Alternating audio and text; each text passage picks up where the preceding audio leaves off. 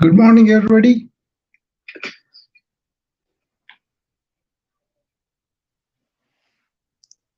Hi, Michael. Hello, Dr. Rao. How are you? Been? Pretty good, pretty good. So I have somebody here on the wisdom, Jim Grant. Hi. Okay. Uh, so morning has been pretty good, Michael. So I'm prepared for this, exploration of all of us. So I have opened on the other channels also. So, but mostly people come on the, different channels to listen to me. And few people engage on the wisdom and also on the clubhouse, which is okay because I want to have a lengthy discussion rather than just brief comments. So we allow them as much as they want to talk about. So what do you think about this education system, Michael?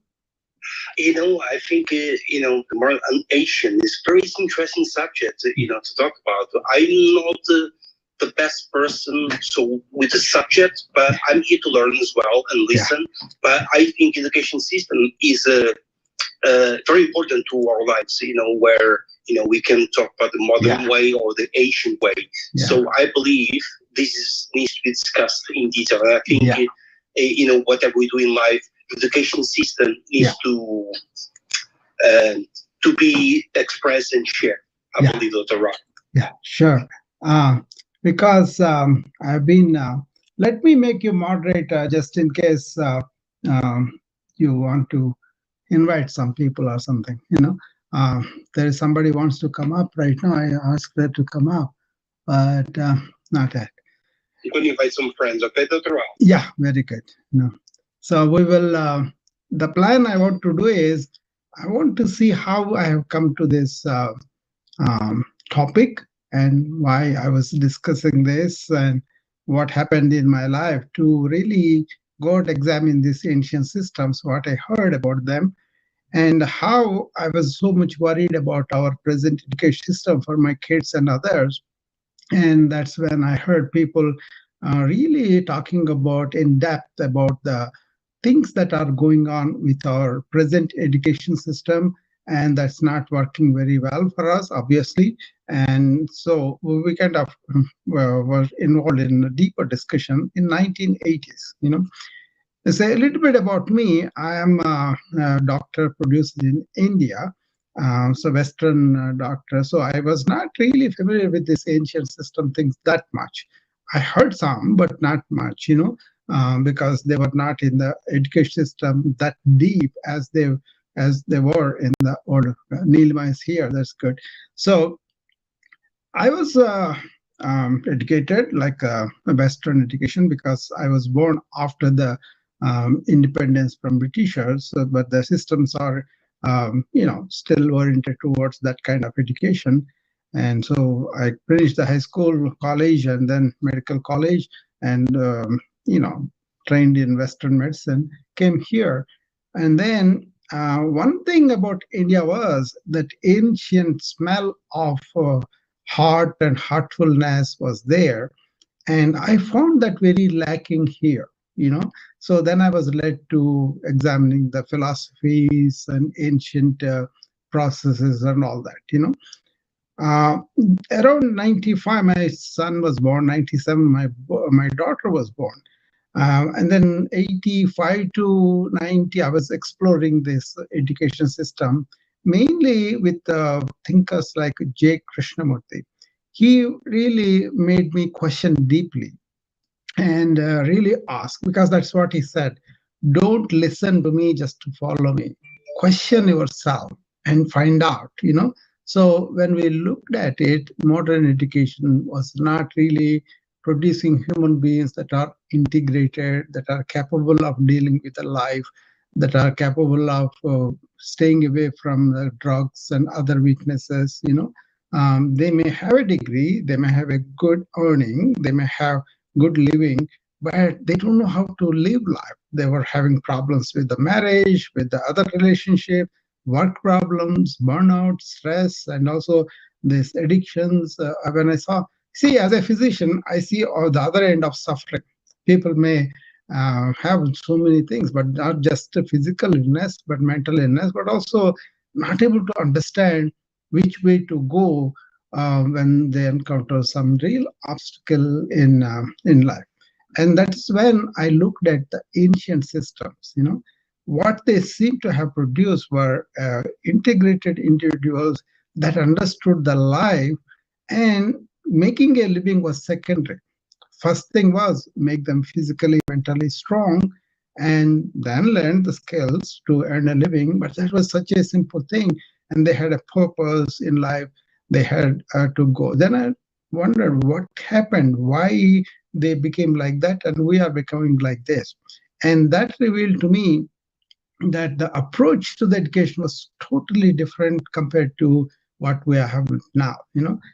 If you take the whole education system, what they had was more like a small business. Like it's not even business, small entrepreneurship. Like the teacher is really not wanting anything from the student, but he wants to give all the knowledge he has in a loving and caring way to his children, so he took them in, and they were really not living with their parents, but they were living with the teacher and his wife and other people. And he really contributed to the development of the student, both physically, intellectually, and skills wise, and examining what is life, what was the ancient text said, what was the ancient people experienced, and all that. There was this coloring of making it certain isms, but actual principle was all human beings are the same, and we have to impart this knowledge according to the role they're going to choose. Okay? One example I really want to emphasize was what did they do with the king's children, because the king didn't want to allow the kids to grow up in luxury and then just enjoy life and the pleasures and all that. They were there, some people, but real kings who cared for their people, who cared for the welfare of the all the people that they are ruling. They wanted somebody who is eligible for that, who has these qualities. For that, they went to these gurukuls. Gurukuls are where the teacher lived away from the regular life in the forest, but he is very well versed with a lot of things, a lot of skills, a lot of knowledge. So he imparted all of that personally and trained them in so many ways. But the main thing they trained was how do you take care of other people, not just your life? How do you become a leader?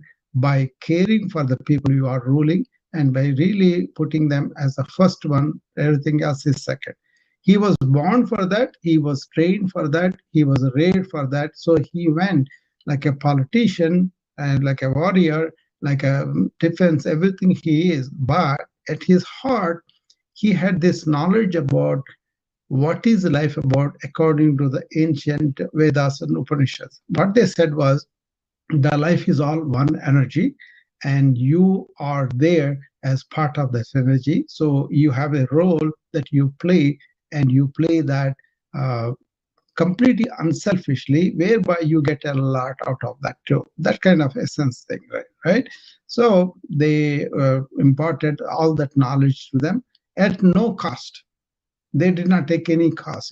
The living that they made was more like having a cow, getting the milk, getting all the milk products and all that, and growing a garden, getting the vegetables and fruits, and then growing some trees that will give them long lasting things, like a wood and everything else.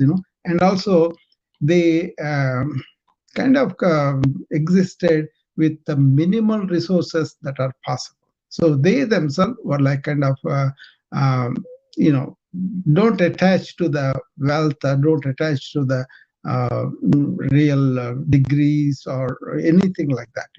Their role was, I'm going to learn the wisdom from the ancients, and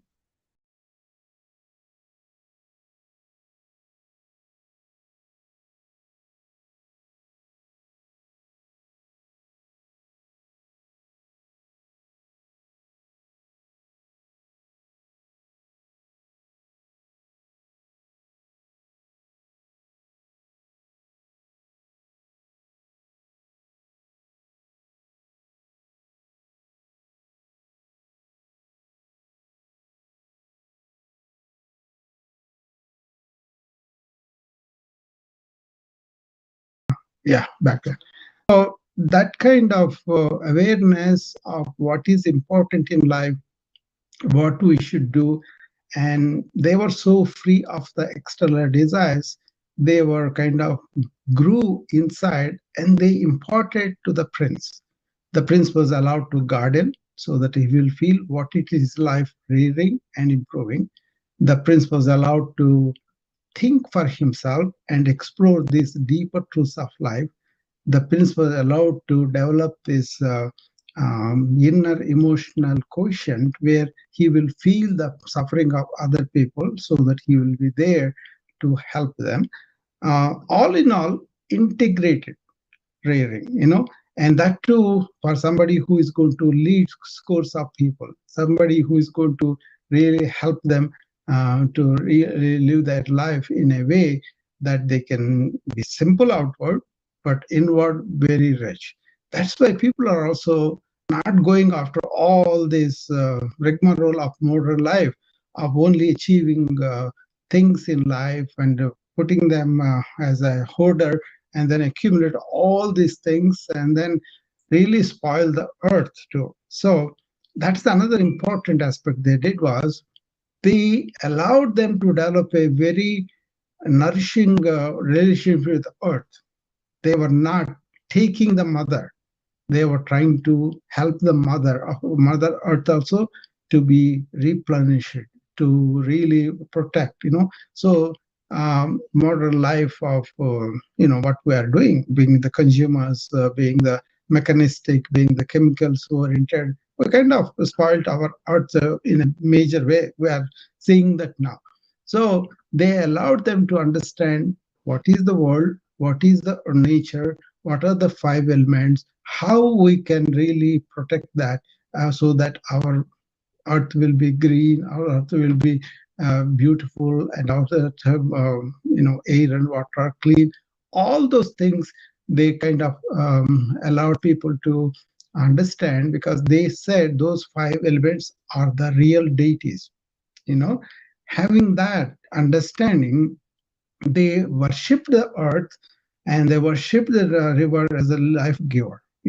That made a lot of difference. When the king had that kind of thing, there were incidents when kings really allowed people to plant trees and protect them, and really worship rivers as gods, so that people also do not pollute them, do not really take advantage of them like a commodity. They're more like a treated like a deity, right? So they have this reverence. And they also, so they took care of the world, they took care of the god and all that, and then they took care of the individual, not just learn some skills and make some living and then go and live off and then be the luxurious. There were people like that, but there were leaders that understood there's something beyond that, and that really helped people to understand this is much more than education is much more than just getting some few skills. That is part of it. They did teach them skills, but beyond that, what is taught, what is beyond thought, they were taught. So that is the Gurukul I was fascinated about. There are so many facets of it we can talk about. Psychological labeling and branding people was not there, but they was given this positive psychology of affirmation and allowing people to develop from within without feeling guilty that all of and this depression, anxiety, all those things were really taught by your own inner positive psychological moods and positive thinking. There are yoga systems that are for the mind, but people unfortunately think only the body. No, body yoga is to keep the body healthy, but then real yoga is for the mind. And people don't understand that, but modern system don't have that. That's why there's so much of mental health here, so many divisions. But at that time they kind of prayed together, asked the welfare of the entire world, and they said they operated with the feeling we are all one family. Vasudhaiva Kutumbakam, they said. You know, and that is important into the king, so that he will look after all his people as his family. He cares for them, and that was the ideal they maintained from the ancients, and each family carried that with them. Okay, so there's so much more to say on this, but the main thing, my story was when I was exposed to discussion on education and the education system, and we saw in the United States a lot of people are getting the degrees, but then they're not really getting the employment that they want. There is a report like 70% of the people in the United States are unhappy or hate their job, just to plainly hate their job. Why? Uh, because the education system taught something, and then when they come to the world, there's something completely different they're facing, right? So a lot of high school dropouts, really started all these big companies, and they're running all this money accumulation, but there's so much inequality between the people.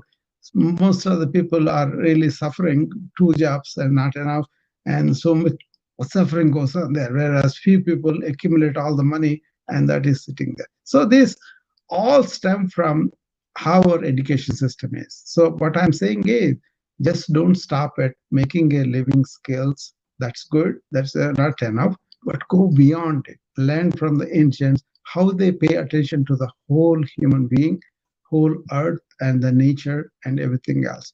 That kind of thing gives you balance, gives you understanding. So what I got from that is, from my children, I said, you be self-reliant. You do what your heart tells you. We support you. Okay, and you really live life for the sake of others, to do some service, do with the orientation of I'm here not just for myself, or everybody is that kind of inclusiveness. We don't tell them that you are this faith, or we don't tell them this caste, or this nation. We tell them you are a human being, you are a citizen of the world, the entire world is your family. So whatever you do, it should be like you it will affect most people in a positive way, and you also enjoy and live your life, but also be control of not being slave to any external agent like the drugs, or anything like that, because inner self, when you touch that, you are very blissful.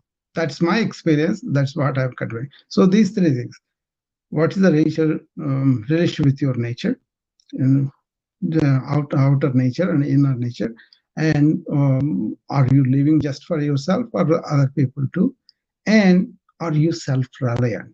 You are not seeking for weaknesses of the West to have cheap thrills and cheap pleasures and all that. So that's what I wanted to say. So I will see what you guys think so far. Nilima, welcome. And Good evening, Ragharu. good Good evening. evening. Yeah. Beautiful. You gave a glimpse into the education system in total, right from Yeah.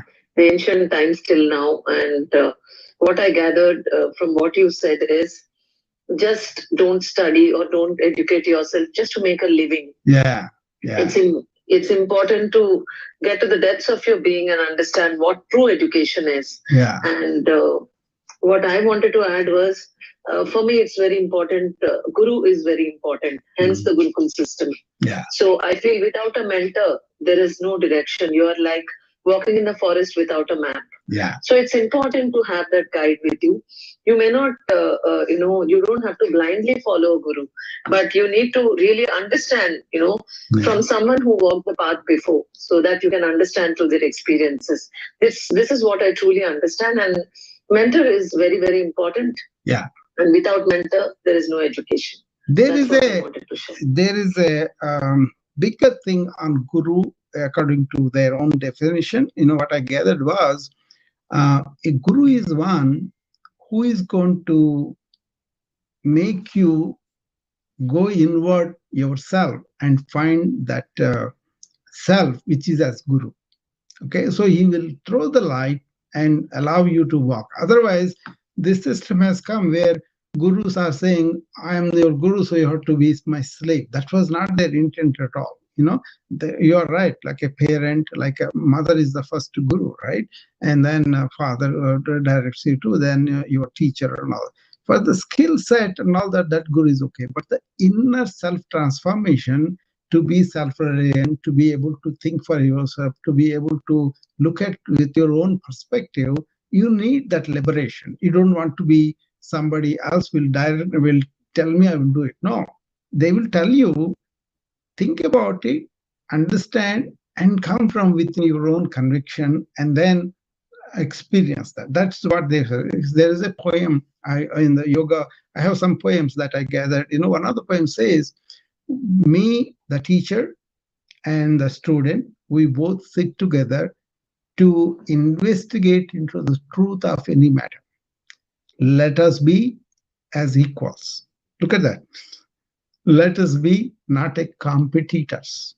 Okay. Let us be not jealous of each other. So this ideal was placed there. I was shown to this by two people. One is Ramana Maharshi, second one is J. Krishnamurti. Both of them said, we are not your gurus. You see, when you go there, you tell them, I'm not your guru, but I will probe some questions. You also probe them, you find the truth. And then that becomes your property and operate from there. Otherwise, people are getting caught up in these labels and they say, oh, I am the guru of this person, so that person has to be grateful to me.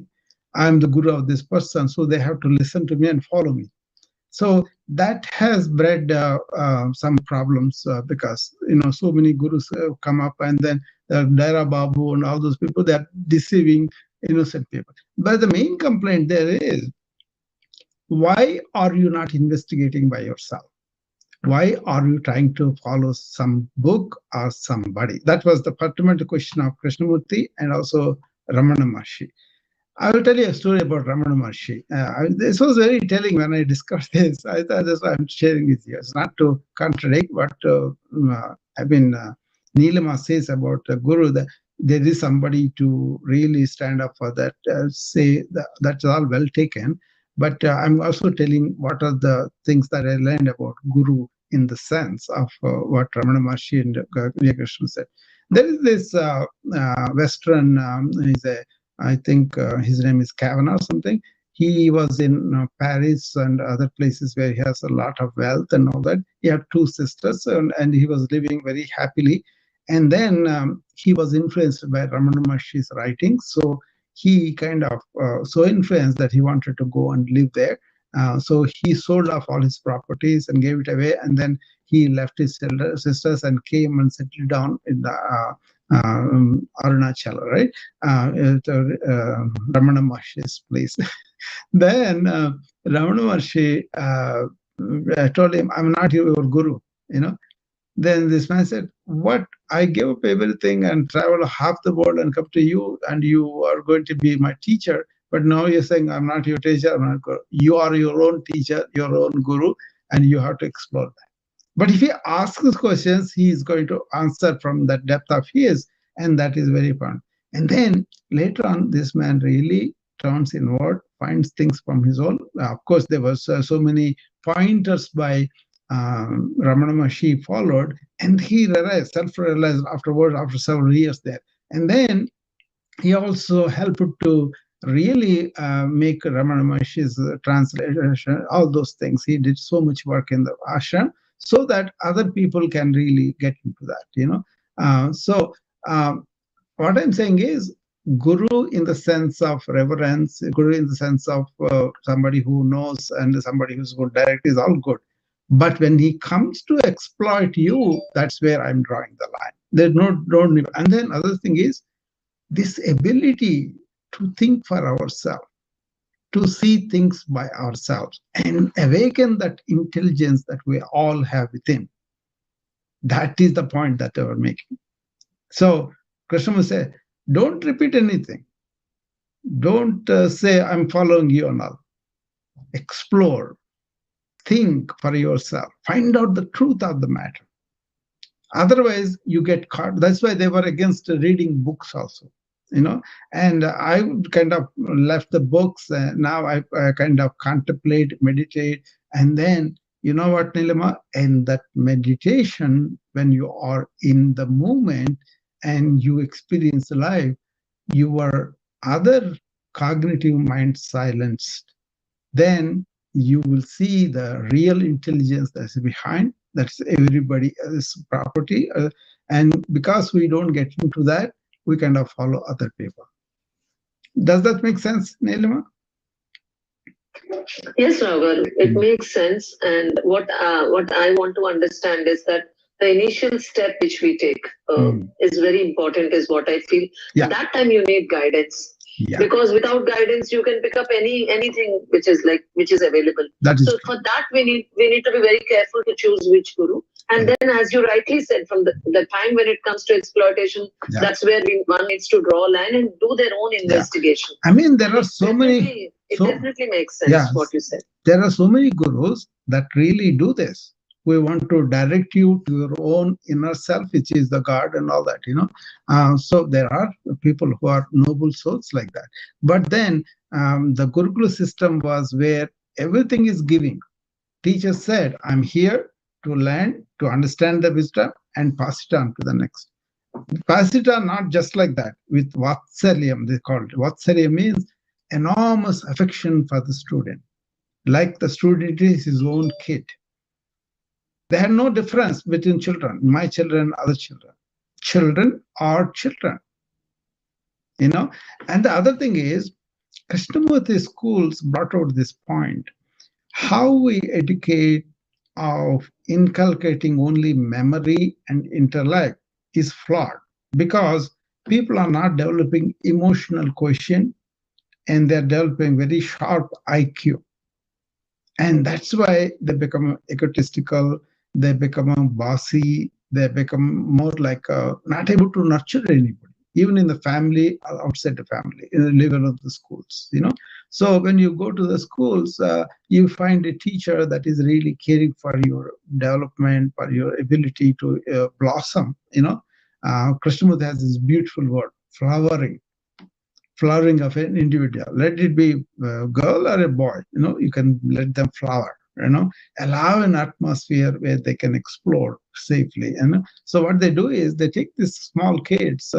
I went to Krishnamurti schools, they were in England, Switzerland, and India, right? I went there. The thing was, they allow the kids to, very small kids, 2, 3 years old or so, into the nearby wooded area and allow them to explore the nature. They discover these bugs, these earthworms, birds, animals, and all that, right? But they will be safe, but then they will allow them to discover them.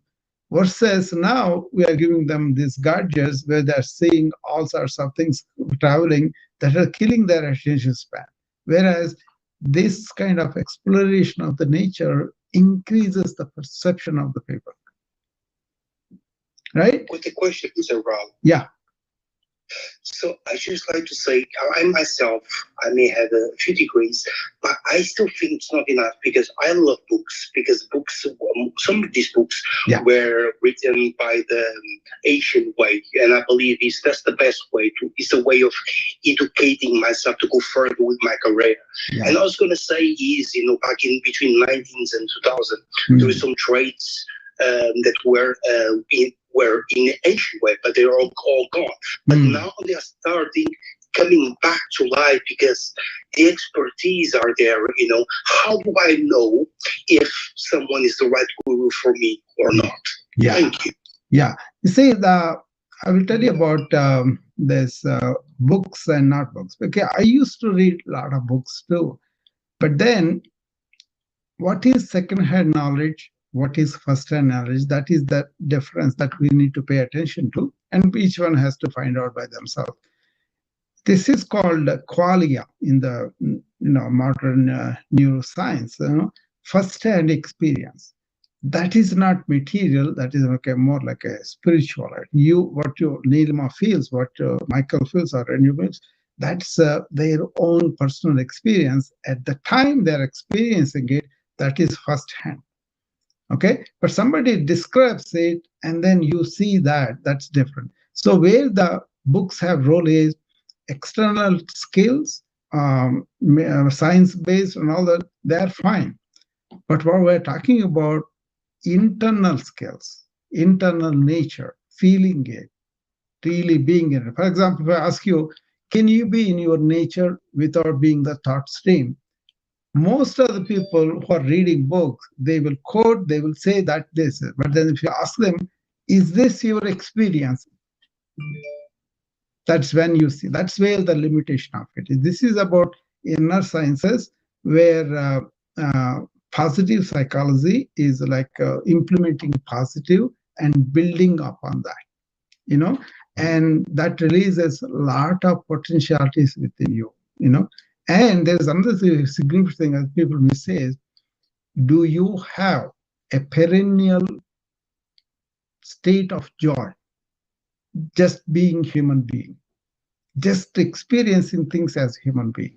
Those kind of things I'm talking about, where the perceptive ability is different than quoting something and experiencing something through other people's experience. They call this the burden of others. They don't want that in our exploration. It's kind of a subtle point. It's not that books have no role. There is, because all the physical skills, all the outward things that we need, like we have to do woodwork, we have to do all those things, whatever we're doing for the life. And another thing is, suppose you want to develop a skill, this kind of what is called nichalatvam. That means um, calm and silent non-movement of the thought there, then you are in the flow and you do things much better. That is not enhanced by, for example, these devices. What the people do now, they go to Google and read it, and then they think they will get it. You will not get this qualia just by reading it, or but when you're doing it, that experience of yours is the one. Is that rich or not? That's where the second-hand experience of somebody else, he might have discovered that. He might have felt the truth of the matter. But do you just say it? Is that in you as a experience? For example, I say to people, okay, stay with me, just be silent and quiet, and then really experience that ananda of that silent mind. Many people say, I don't feel, I just feel all these thoughts coming up. That's the modern people's problem. Reading a lot of books and taking the technique and leaving the all the oration, all the erudition out is very difficult. That's all I'm saying. It's a very subtle point. It's nothing against the books. People are trying to put whatever they have done. But where you take the book serious, where you not, that's important in education to find it out. Suppose if we take the kid to the forest, you don't describe. They said something like this. If you show a kid a parrot and tell them that's a parrot, he will never see the bird underneath the title. He will only see through the title. Does it make sense, or is it too esoteric? It does. It does, Dr. Rao. You have answered my question. Thank you so much. You know, I believe there is a lot of things we need to learn. You know, between the modern and the Asian way. There is so much. There is so much secrecy. We need to kind of bring that secrecy, like just we are sharing here, where we can learn. And sometimes we can upskill ourselves. They were secretive for a while, but for example, somebody like me, who learned everything by staying in the United States. That means they're communicable, they're available, right? You know. So only thing is, we like, for example, I read something from the China, something from the Japanese, Zen, and all that. What led me to was all these ancients. Doesn't matter. In India, I know more. That's why I talk about it. I understand better, you know, because I've seen the life based on that, how it was, and how this modern two things I find fault with the modern age. One is profits, other is ego. These two things we give a lot of development that comes in between for everybody, right? But otherwise, we've made a lot of progress in so many things. But then all this technology, is that saving our earth? Is that making it unpolluted? If you can discover something to absorb all this carbon dioxide and also help with the photosynthesis, I'll be very happy. You know, I also use technology quite well. But the thing is the technology is taking over us, or are we using them as tools and then remaining back? That's the question. You know, and that's where people are more and more inwardly weaker. Like they cannot stay without the phone, they cannot stay without the data, they do not really stay in the state where you can be in that Satchit Ananda, we call it, that blissful state. We have to have some movie or something, but then there is a state where you can calm everything down and sit and enjoy just the human being. No other animal has this. We have that intelligence. We have the capacity. Everybody, that is deprived from us because we were thrown all these things and then they sit down in our thoughts, and thoughts go on continuously. So for me, for example, this is a state where I can switch off the thought right after this talk, and I'll be blissfully happy in that silence. There is a science for that, because in Patanjali Yoga, they talk about Patanjali. There's a salutation to the Patanjali before the yoga started. In that, he says he affected three things. One is with yoga. Remember this word, with yoga, the mind is really controlled. And then with the Ayurveda, you get the waste and everything in your body go away. Okay, and there is the medicine. And then with Vakarana yoga, that's the one for the speech. So these three things are purified: mind, body, and the speech. Okay, but the mind, how it is done, you want to understand. There are rittis, that is swirling, like a not regulated thoughts continuously going. That cyclical thought is really transcended. And then when you do that, you will really establish in your seer, real seer who is experiencing everything, the seer behind the seeing, the hearer behind the hearing. That is the one you experience state. That is what I'm talking about. Very blissful. It's not extraordinary to do that. That's why I'm saying that. I'm not, I'm just as anybody else too. I'm a student of that too. But I'm enjoying that. And that's all I'm saying, and it's possible for everybody. Why are we not teaching that? Because all the bookish knowledge, outward, everything, it kind of makes the vrittis go much farther. So can you keep the book away and then take its essence and follow that in experience? That's the question. Or you are returning as an intellectual, stimulative thing, and then make it another vritti. That's a cyclical thought that doesn't break. So with yoga, what it is ultimately there.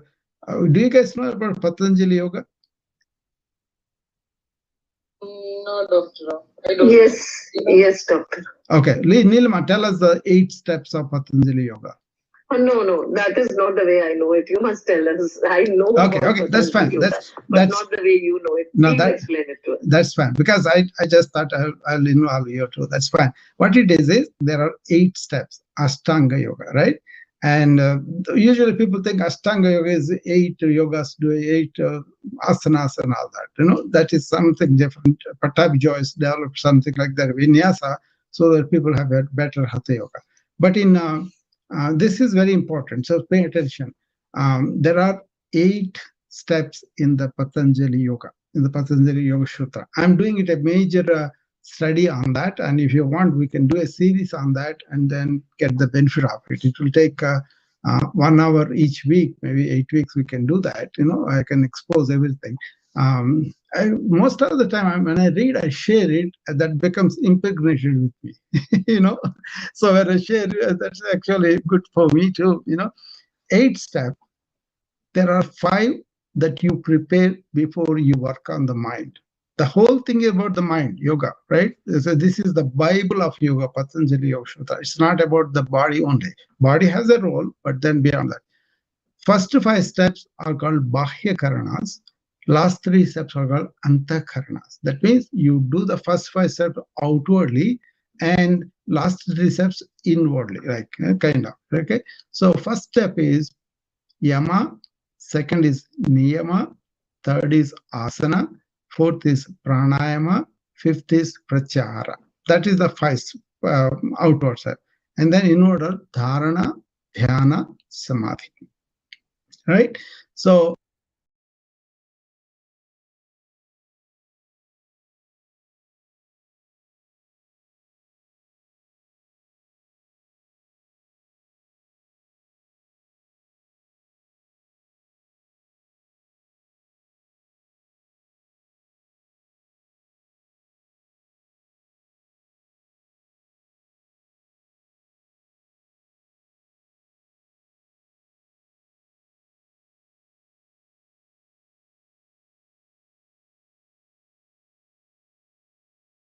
yeah, I'm back. The people who are watching on the LinkedIn, other people, that's why I have to put it back.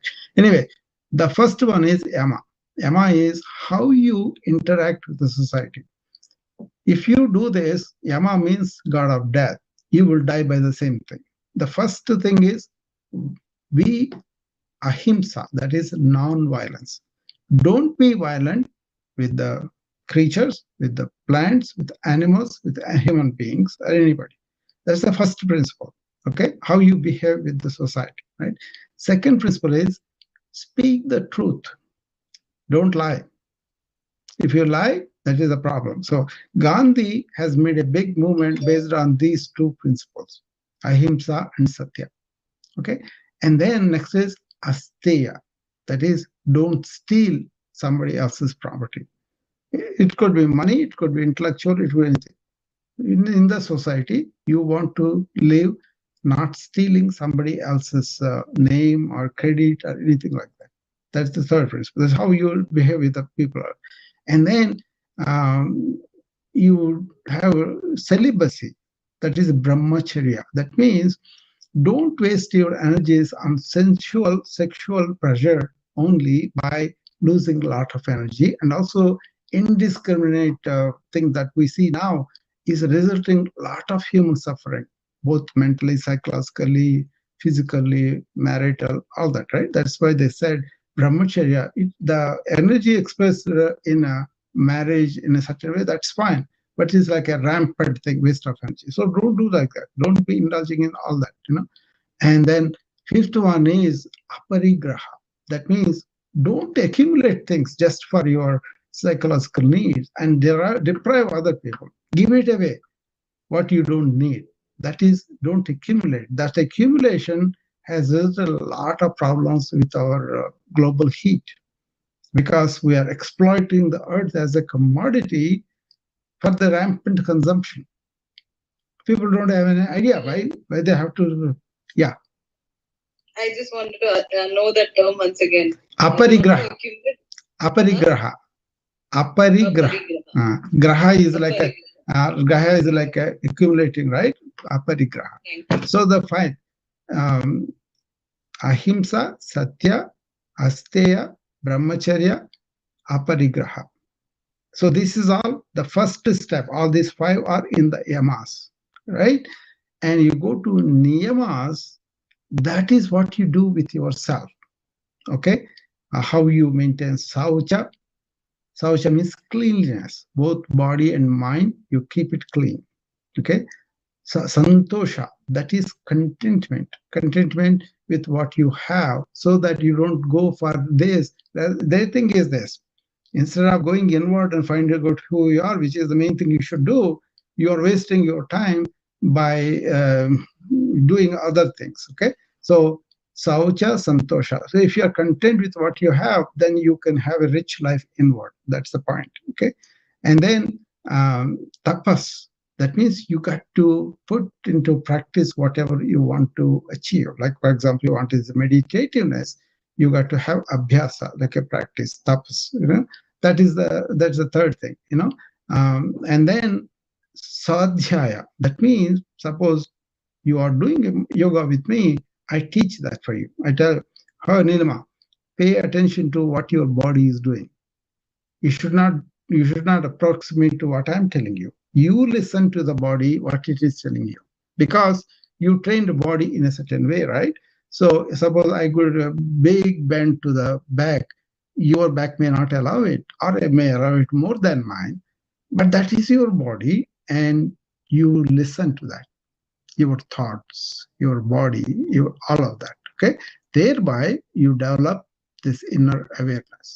Okay, so saucha, santosha, swadhyaya, tapas, and ishvara pranidhana. This is a very important point because he is considered like a yoga scientist, yoga Patanjali. Everything has to be rational. But in this particular thing, he tells about there is the presence of divine within you.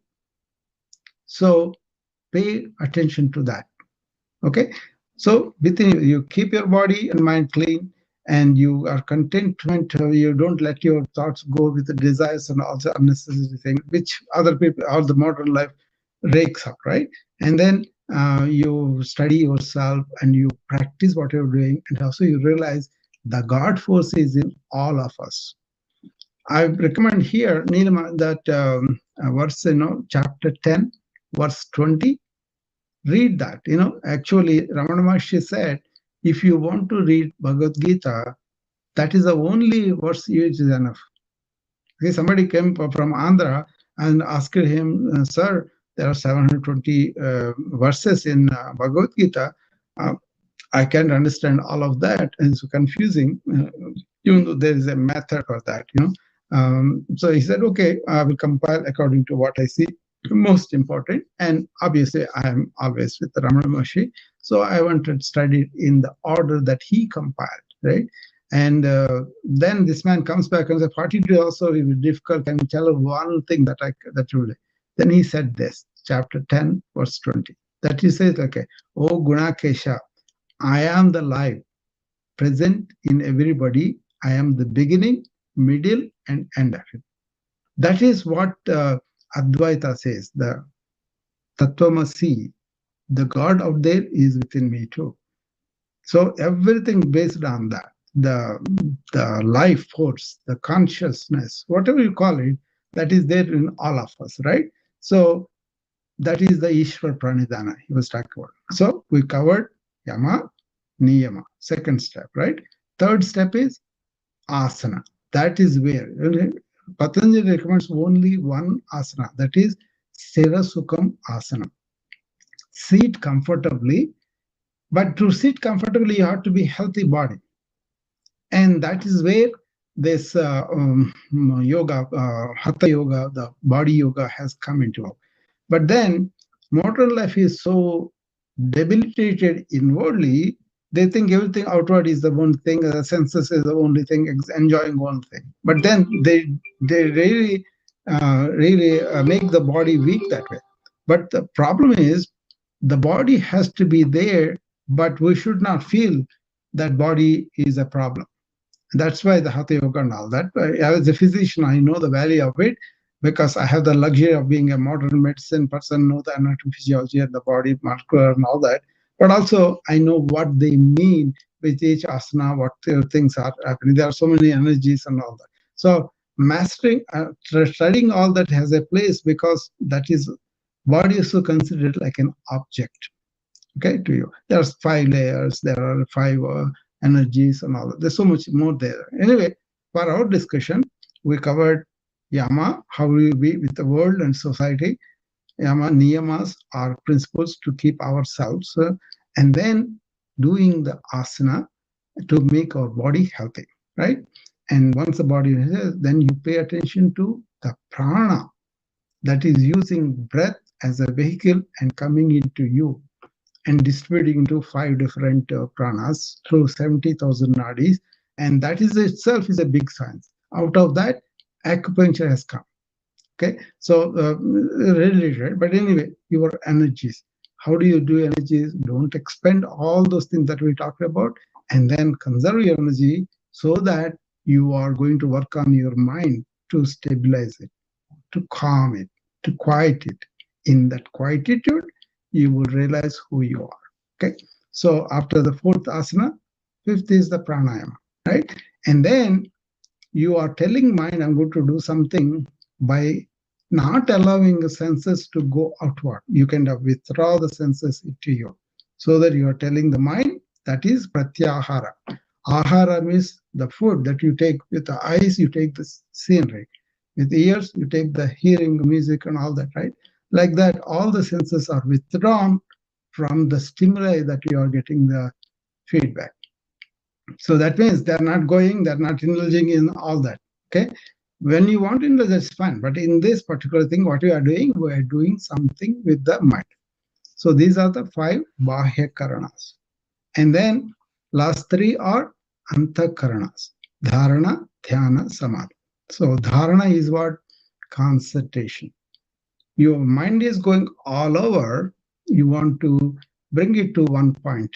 That's why these deities and all these things came, so that you have something. Okay, the mistake that Indians and Hindus make is the God is within that deity only.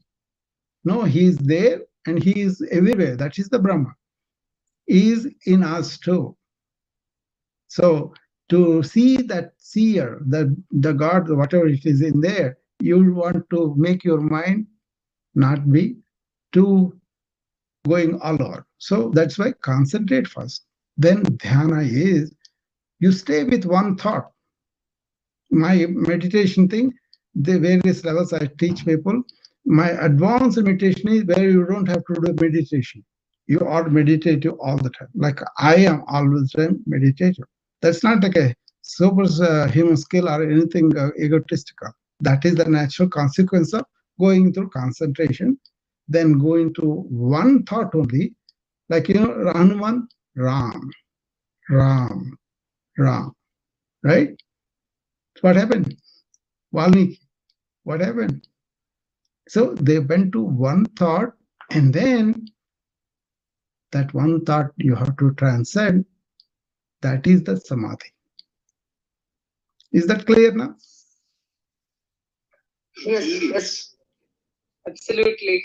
Thank you, Dr. Ram. Yeah. Thank you. Thank you. I'm enjoying this room a lot because there is so much to learn. Sometimes I say to myself, is it ever enough? No, no. And I'm enjoying this room a lot and I'm learning a lot. And I will give you a word, Michael. I think it will help you, to put things together. Do you want to know and be just like that, or do you want to realize the truth of the matter? I will definitely want to realize the truth of the matter. That is the thing you want to focus on, because it's not the amount of knowledge that we want as an accumulation. Actually, this is a negative thing I discovered. Anybody who is erudite, that means we read a lot of books, right? So I had a lot of erudition and cover, and assessor or analyzer will not be able to touch the truth. So you want to come to a different faculty that you have, which is intuitive awareness. For that, this mind has to be the supervision. For external thesis, that's the problem I had, was thought was built as a primordial important thing, right? Think deep, think well, think about matters and all that. So we were doing that. But suddenly Krishnamurti comes and says, stop thinking, freedom from the thinking. I was so confused for a couple of years to understand that. But then once I understood, and I kind of go into that kind of exploration in the morning, the physical thing that I noticed was enormous energy through the day. No matter how many meetings I had, how many things are, this energy is kept going. And he said, ever renewing energy. See, we waste a lot of energy with the unnecessary thought. We don't know how to make thought efficient. That's what I learned from him, So ending of thought, if you want to read that book, Michael J. Krishnamurti, I think you will love it, ending of thought is a very, very fascinating talks that he did. I kind of listened to Krishnamurti directly, and then I experienced with him. So very difficult thing to understand Krishnamurti is, don't assess him with our mind. You got to raise your awareness to that level, and then only you can touch those truths that he's talking about. People followed him 20 years, 30 years, but they could not figure out what he's talking about. He himself said that he traveled all over the globe 60 years. Then he said, and then Ramana gave that answer. You know what he said? You all think that there is a separate entity called mind. Is there really a entity of mind or only a bunch of thoughts? And you can explore yourself, then you will find out it's all a bunch of thoughts. We are conditioned, we think certain way, and all that is what we think that's real, right? But actually, it's not so, right? So then I was a scientific person. I was using all my thoughts to treat my patients and all that. But then they said, top the thought. That is not what they're talking about. They're talking about the psychological thought into the past, into the future, opinion about somebody, image about Neelima, whatever I saw her. It's said very simply. Suppose I have Neelima, I talked to her a couple of times, for example, then I form an image about her. She's so, so, so. And then next day I meet her. Will I bring her image with me or will I see her as she is now? That is where the thought is not good because I'm only related to the image rather than actual living Nirma right in front of me. So if I don't have any image formed, I kind of discard it. This is called moment-to-moment awareness. We all have these images about ourselves or other people, right? And especially with the wife and children, we live a long time, we have this image, this person. That's only a personality, that's not a real being. So you got to do real being. That real being is this thoughtless and compulsiveless awareness. Once you land up with the awareness, life is beautiful. I can tell you that. So we come back to it. So you understand the Bahikaranas, Antakaranas, right? Now, there is another term I wanted to introduce here. It's called Chit Jata Grandhi. You see, all this was dedicated to ancient people because they want to groom them with a psychological independence, self-reliance that they have. Because in Yoga Patanjali Yoga, what he says is, Yoga Chitta Vritti Nirodha. That means yoga means the cyclical worlds of mind modulation, thoughts, and all that. They are all kind of stopped, Nirodha. And once they are done like there's so many ways to you have to know vrittis, you have to know what are the qualities and all that's there. But ultimately that see there is a tradition of the ancient text is whatever they have to say, they will say very briefly in the beginning of the text. And also these texts are not like modern texts written down. Okay, they were actually listened from the teacher and carried in their mind as a mananam, and later on down the line they kind of put it on this one. But actually, if you want to learn this, you go to the teacher and he will tell you, and you absorb it, you repeat with it, and you experience it. It's not like a remembrance, it's experiencing it. That's why they are so much different than modern texts of conveying ideas. This is not about ideas. This is about truth about yourself that you are supposed to experience. That's where I'm talking about written books and writing, reading, and all that. It only confines you to the faculty of thought. But this is all about Indian, it is about thought and going beyond thought.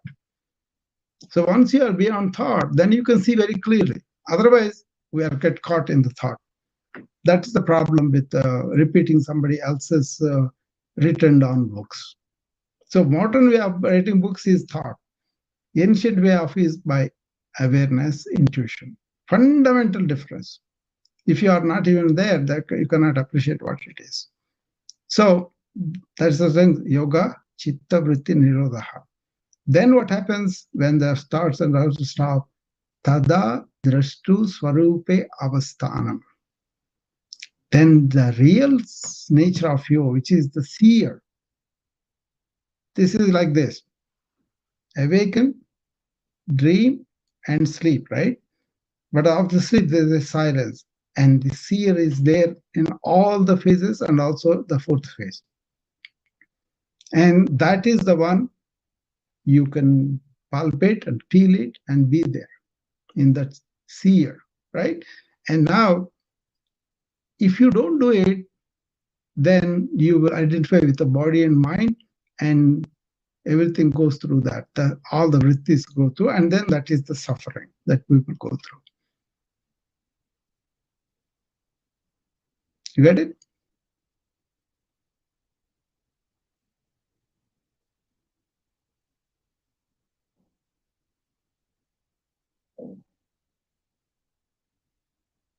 Now you tell me what you want to talk about from here onwards. I mean, there's a big topic I did. Patanjali is a big topic, so. Yes, I think you covered almost everything, Ragharu. That is like total. I mean, I think I've heard about these terms here and there, but to put it in consequence and to understand them in the order and why you're doing it, what it is very, very important. And that is what I think I have learned. I made some notes of yamas, niyamas, and what you spoke about, you know, all the I don't want to pronounce anything wrong. No. So what you said, I will make my notes. I'll go and decipher what it is. Yeah, but my question to you is, yeah. No. So we have this four, like birth, aging, sickness, and death. Yeah. Okay. So the main thing is how to handle this, right? The yoga which we are doing, the truth which we are trying to find out, and living in the present and not forming, not having preconceived notions. Yeah. How to, there comes a point when you don't want to read books, you want to listen to people, you want to learn from people, or you want to learn from life itself. So what is it that, like, what is it that you would like to say, or you would like to share? I will share. How is it that we understand all these four things, the birth, aging, sickness, and death, and how do we convert them into the virtues of eternity, happiness, and true self and purity? Yeah. How do I lead a pure life? Well, too many questions, but let's do one thing at a time. I think everything covers if you understand the structure of what the ancient felt like. Remember, in Bhagavad Gita, second chapter, Krishna talks about this. He talks about, hey Arjun, why are you so depressed? What are you depressed about? Oh, I don't want to kill my grandfather. I don't want to kill my teacher. I don't want to kill everybody just for the some of kingdom or all the luxuries I may. Or after all these people are done, what is the luxury? That is how Arjuna laments, and it looks okay for us. But then Krishna says, what do you think is real is not real. What is real is the one that you want to understand. Okay, very important point, because there is something like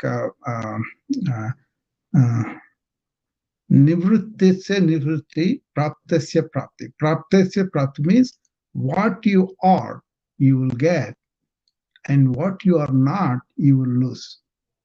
What it is you are body, mind, and then the life that gives that body life animation, right? So body and mind are considered as temporary because there is a beginning and end for them, right?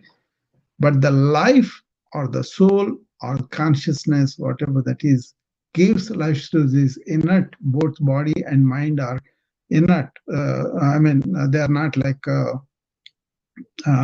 they're not like spiritual, but they're more like a material, right?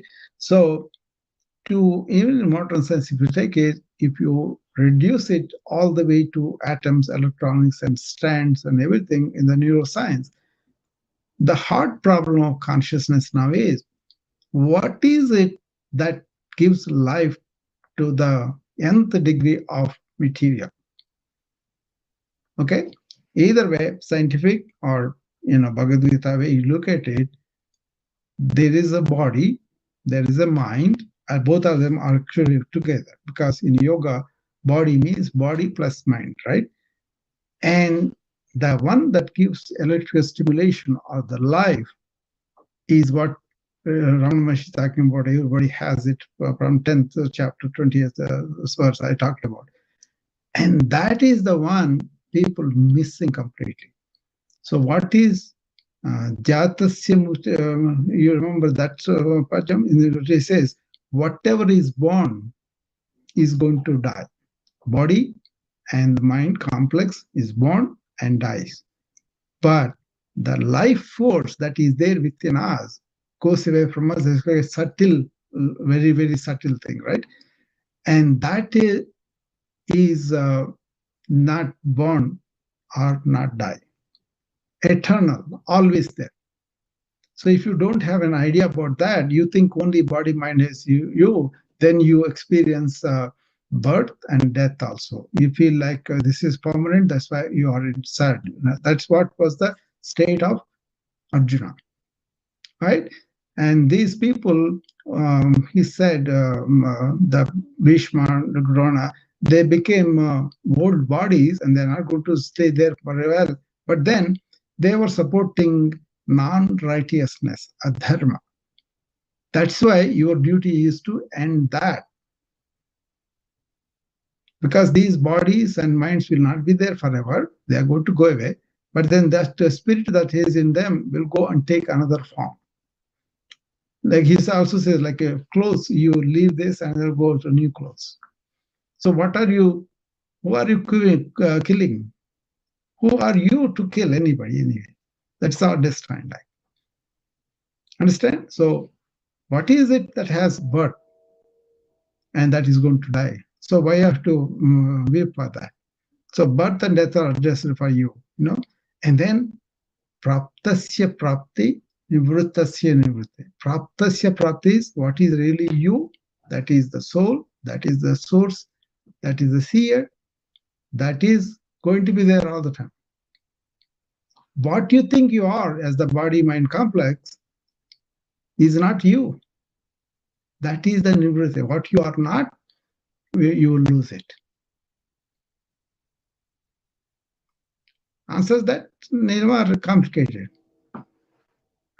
No, it's pretty clear what you said. Yeah. The soul is eternal. What you talked about, there's another verse in Bhagavad Gita as you were referring to it, I was remembering.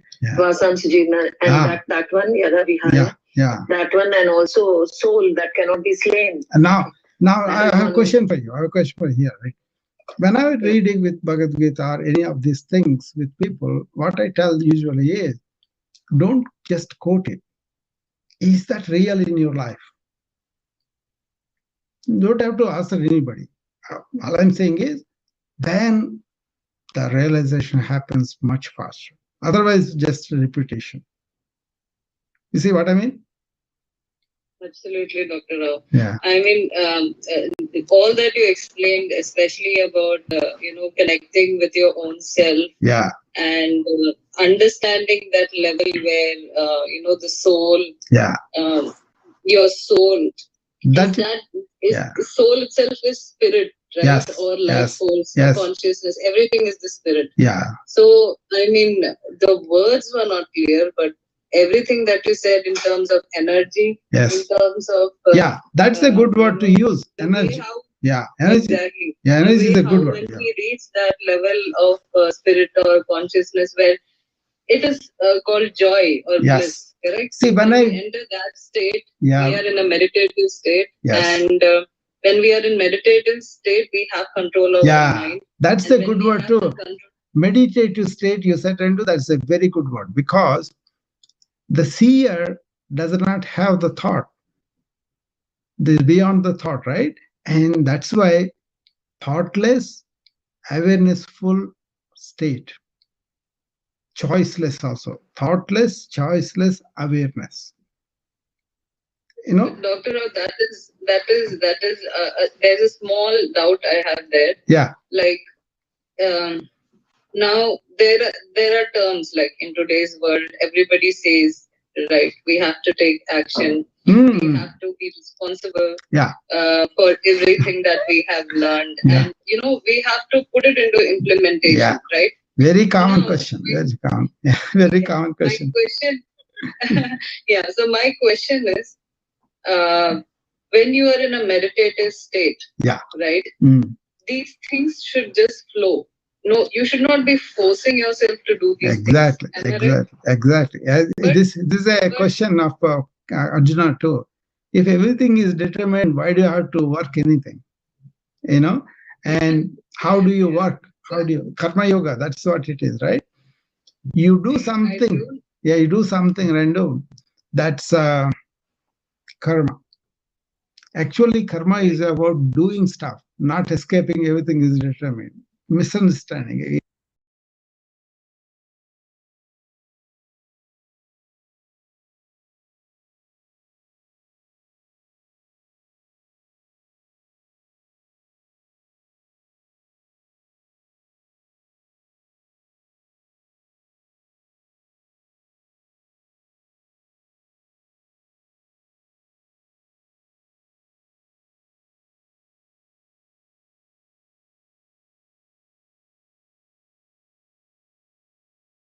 Practical business tool, and I'm putting you on that because my other setup microphone is giving a resound. My producer said that, so I have to correct that too. Anyway, that's all.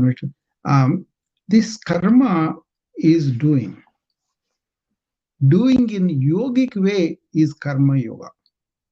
Yogic way is what? When you really see who you are and you see that is connected with the rest of the life, then you are in the union of your jiva, which is your individual soul, which is reflected within the body and mind and all that. That is connected to the universal energy. We call it Brahman, Chinese call it Tao, and different people call different things. That's fine. They are all the same, right? But basically, there's an energy, and that energy flows through us, gives us life. And this life energy is connected to the universal energy. But then that doesn't come through you because you are blocking it with your own thought, ego, personality, and all that. Right? So Karma Yoga is where you understand this structure and you don't have any self-interest. That means egoic accomplishment, but you are interested in doing it. You have purpose, but not selfishness, selfless purpose, and that's why you can do very well. Like I am doing, my thing is I want to share what I learned and really help people to understand suffering and maybe go through a little physical suffering and all those medications, all those things I do. But people also come with mental suffering and also suffering induced by ignorance and all that, right? So when I share this, what I'm doing my duty of really relating to other people so that I can help it. But it's not a selfish thing like I have to get something out of it. I have to get popularity out of it. I have to get money out of it. That's not there. Then that becomes a karma yoga. So remember this, a word which I learned recently from one of the Advaita speakers. Disinterested. Disinterested, not uninterested. Disinterested. That means no selfish intent, but not uninterested. That means whatever I'm doing, I'll have full, like I'm talking to you guys, I'm giving my full thing, no restrictions, nothing, just whatever I want to say, I'm saying this fully, completely in the moment. That is the life you lead, then you're living completely every moment. Even if I come to your rooms, I speak from the heart.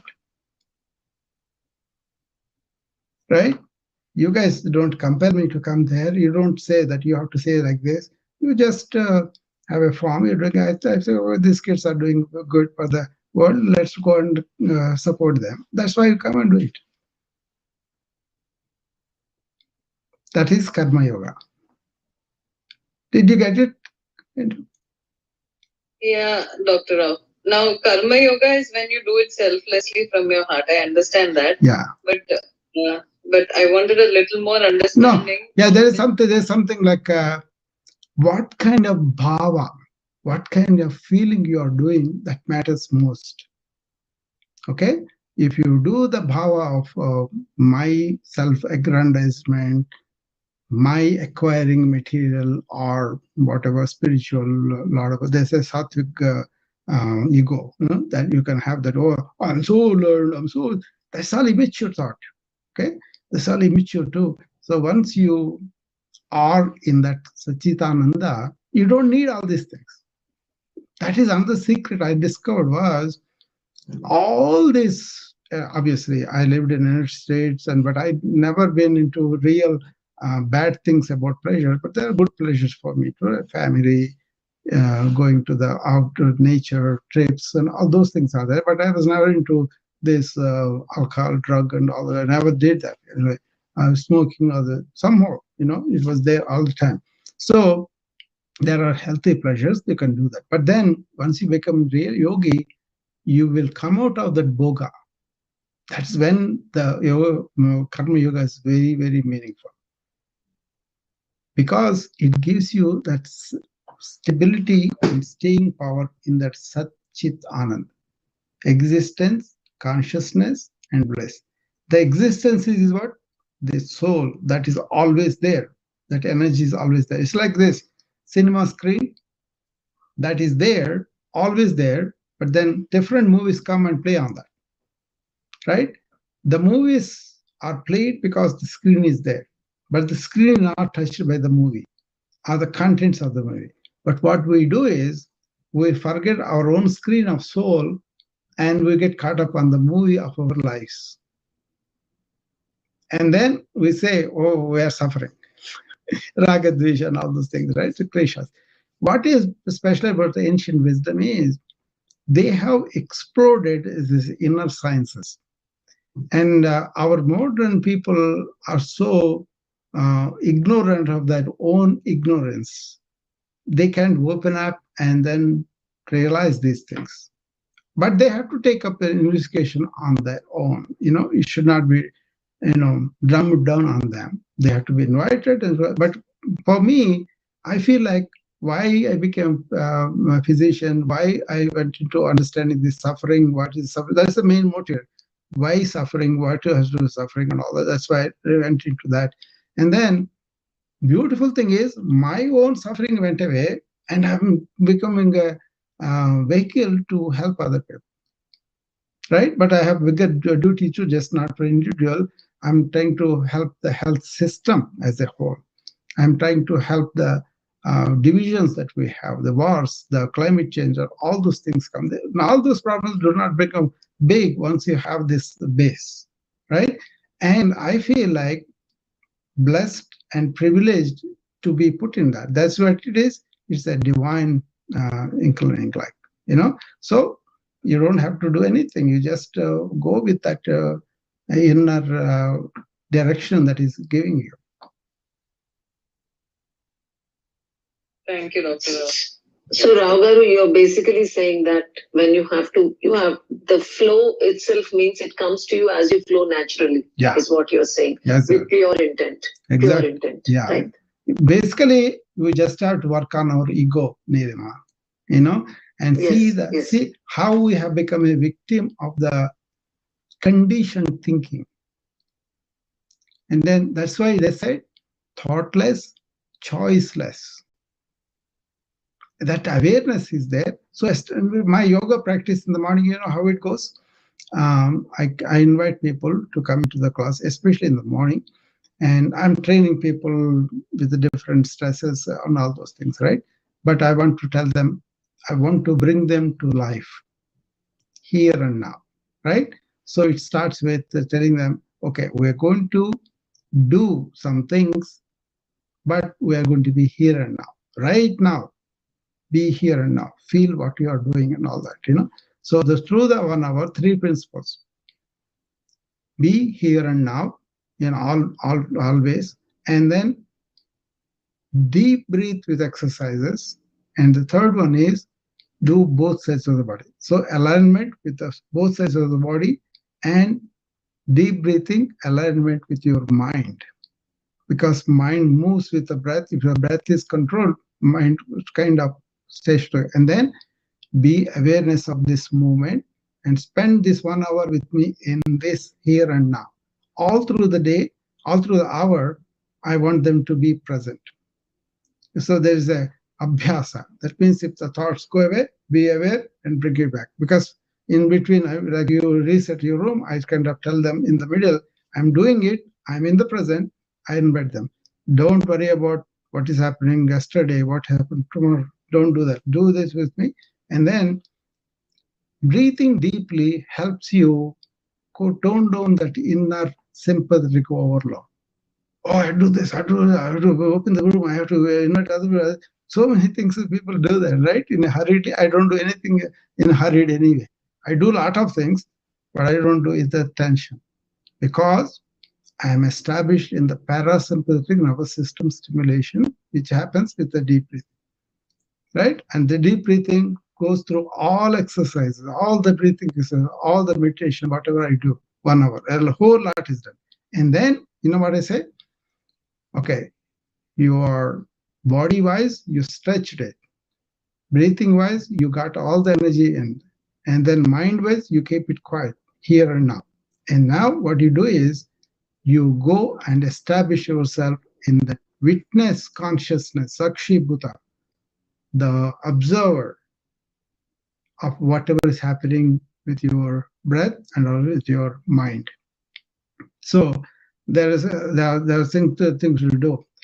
Deham naham koham soham. That's a mantra that should be an aid for people to do. That means I'm not just this body mind complex, but who am I? I am that undifferentiated consciousness that animates my body and mind. Right? So when you take a deep breath, koham, who am I? All the life energy has come into you with the deep breathing, right? Hold it. Soham. Soham has got two words in it. Aham, so. Aham is me, so is the Paramatma. That is universal energy that we have. So I am that and hold it. And then this feeling of I am body, mind, blow it out. Breathe it out. This is Gnani's pranayama, which I do every night. Within a few seconds it comes, and because I listen to Ramana, what he said was one's attention has always to be poised on one's inner self. That self is the soul he's talking about. So that is called Manonasha, advanced form of meditation, where you are always in the seer, doesn't have thoughts. So you are always in meditativeness. You must have heard me saying that. People may think, oh, this guy is so egoistic, he's saying this. No, that's not ego. There's no ego. That's why we can be in this. See, my wellness practice is, that's why I invite people to come. I even put a nominal price. Even then, people are not coming because they want to be in their own yesterday memories or future worries, or just don't want to. But most of the people come and join, and then they can maintain the daily event like I do every day. However busy I am, I definitely open up in the morning, in the evening, so that they can come and do that for their sake, not my sake, because I'm always in the yoga state. So it's a good to share and then do. So this is what you do. You get your restlessness out of your body first, restlessness in your mind, then you kind of settle down in your real seer. That's why yoga chitta vritti nirodha, then tada drashtu sarupa avasthan. If you don't do that, what happens is all the vritti swarupyam is aratra. Then your consciousness goes through your mind and body, which is happening with many people, many of the people. But I don't want to call them and judge them. They can feel themselves whether they are not. Maybe there are some people. Why should I take an opinion? I'm just stating a fact.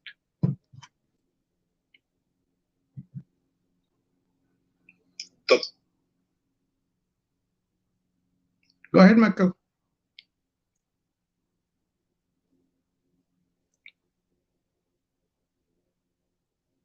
Thank you so much for that beautiful share, Dr. Rao. I mean, there's so much to understand. Your knowledge is impeccable, especially about the body wise, mind wise, and you were saying about the how we can take control of our thoughts. By when we don't do that, it all the conscious everything comes into Yeah. right. It goes out of control. Right. So I'm looking to get more people come in there and experience this, so that they will establish in that. Because I'm kind of an anchor where they come and then they immediately get into that because I kind of bring forth. Other thing is when you are like this, you can do a lot of things. I'm writing a book, I'm doing a podcast, I'm doing a course things, and then I'm working with people on several speeches. They call me to talk to universities and other, and of course education, of course climate change and all that. So it's a enormous energy will be released into. That's the thing. Otherwise, we'll be wasting our energy in what we are doing and what we feel. It's not like a integrated question, right? So that's another thing too. I talk about never ending energy. This I learned from Krishnamurti. So did you notice how my energy continues to grow, not go down? Yeah. Absolutely, Dr. Rao. 100%. Yeah. I mean, you guys can do that too. That's my point. Nothing special about me. It's just understanding some things. That's all.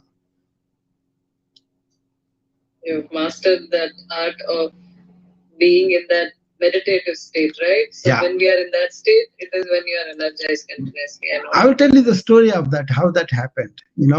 Um, like everybody else, when I came to the United States and all these work pressures, and I was somehow chosen leader almost every year, practically in something or other, right? And I also established my own practice. So I was a leader for my own practice, and so many people come and work there and go there too, right?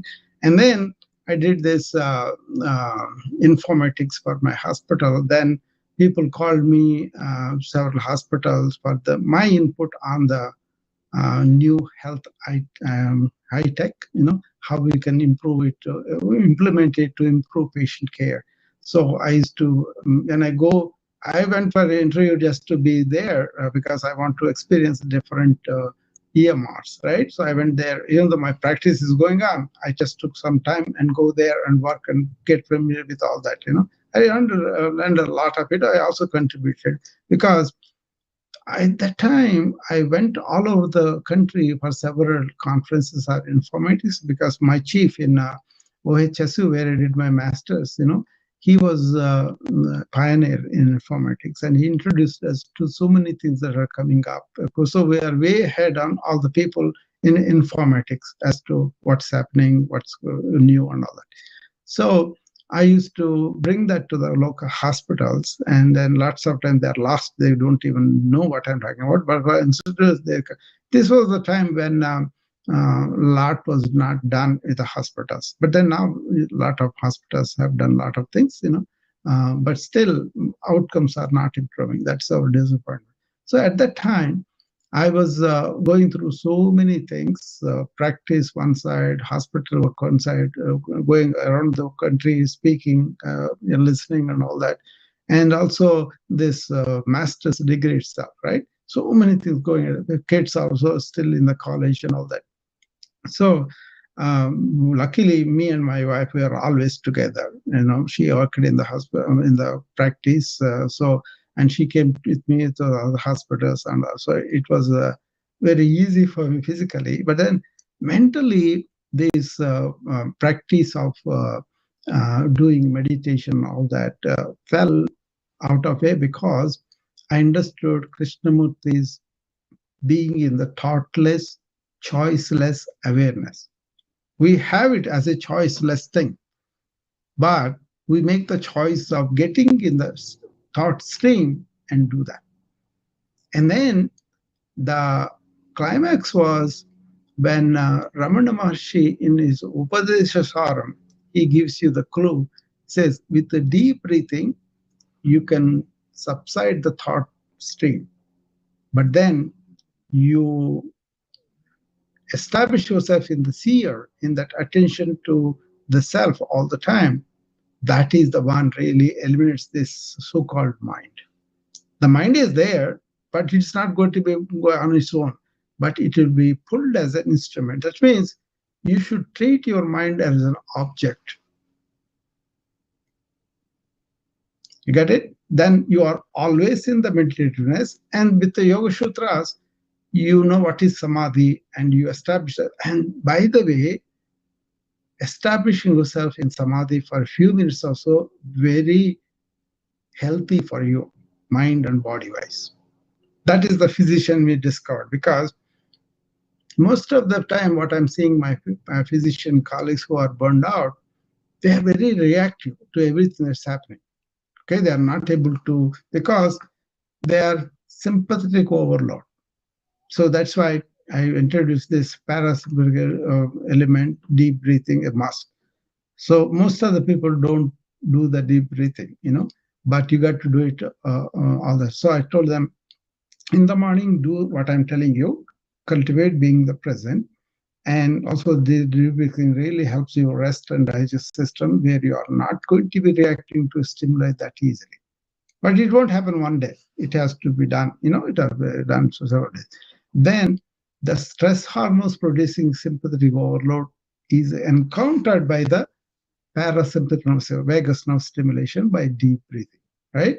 Then when you go to work, you are going to be non-reactive, but respond to your duties, but not with the emotional commotion, right? So suppose somebody says something to you, you get hurt, right? What is it that getting hurt generates a lot of hormones to you? So you are going to harm yourself because somebody else insulted you, because you allowed your ego to work. But in this way, I tell them, every 1 hour, you guys also try to do this and see what happens. Every 1 hour, stop for 1 minute and sit straight and take deep breaths. You want to do that with me now? Just three of them? How it is done? Yeah? Of course, of course. Okay. Yes, of course. Yeah, sit in chair wherever you are with your spine straight, neck straight, right? Now close your eyes, close your mouth, take deep breaths through the nares, like you are breathing from at the level of abdomen, you're sucking the air, right? Stop for a few seconds, hold it, and then always exhalation should be longer than inhalation. Let's do two more.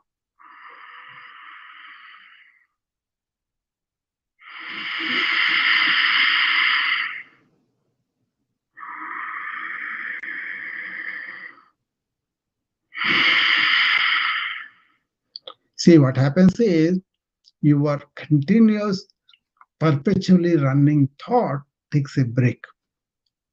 And at this time, I want to remember the presence I kind of induced in the morning, get into that state. Progressively, they are able to do that. Okay? But they have to have enough exposure, enough understanding, enough time in this. Otherwise, all the clubhouse rooms and everything will give you brain fog. What is brain fog? You are not letting each thing go. Like we talked about this in this room, right? After this is done, for me, everything drops. But some people may say, what did I learn? What are all those things? And that means you are not finished with what happened in the moment. And that becomes unconscious thought, goes into your subconsciously also, and there becomes samskaras or vasanas, tendencies. And then they take their root there and they come up when you don't want them. This is neuroplasticity. If you think only positive all the time, you can create good brain. Actually, this is a positive psychology in the yoga. That's why I don't touch this psychiatry, because they only deal with all the abnormal things. They don't give you the resources or resourcefulness or empowerment within you can create. I am like that, very empowered within, and I make my kids also like that. Do that. If you cannot do that, then when you do it, you discover, yeah, I'm able to do this. I can give that to you. Your confidence will come from the accomplishment of that.